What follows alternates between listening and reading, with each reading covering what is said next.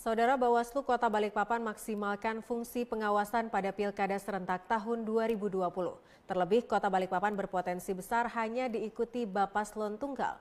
Berikut adalah laporan selengkapnya bersama Imade Kertayasa. Ya, pelaksanaan pemilihan kepala daerah atau Pilkada serentak tahun 2020 di Kalimantan Timur diikuti hampir seluruh kabupaten kota kecuali Kabupaten Penajam Pasir Utara. Ada hal yang cukup menarik terjadi dalam tahapan pelaksanaan Pilkada serentak tahun 2020 di mana ada dua daerah di Kaltim yang kemudian berpotensi memunculkan calon tunggal, yakni Kabupaten Kutai Kartanegara dan juga Kota Balikpapan.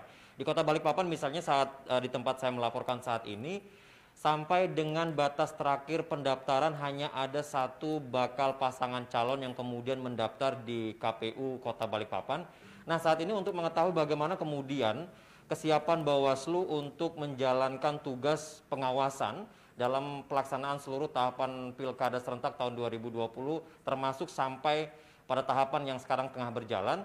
Saat ini saya sudah bersama dengan Ketua Bawaslu Kota Balikpapan bersama Bapak Agustan. Pak Agustan, bagaimana kemudian saat ini Bawaslu menjalankan seluruh tugasnya? Ya, baik. Sekarang ini memang kita masuki tahapan pencalonan yang dimulai kemarin di tanggal 26 Agustus. Itu adalah tahapan memberikan informasi kepada pasangan calon untuk melakukan pendaftaran yang kemudian pendaftaran dimulai pada tanggal 4 sampai dengan 6 September kemarin. Nah, kemudian bahwasanya betul di undang-undang kita terkait dengan memungkinkannya satu pasangan calon itu memang konstitusional, diatur di undang-undang di pasal 54C di poin A bahwasanya memang dalam hal hanya satu pasangan calon yang daftar maka itu nyatakan sah.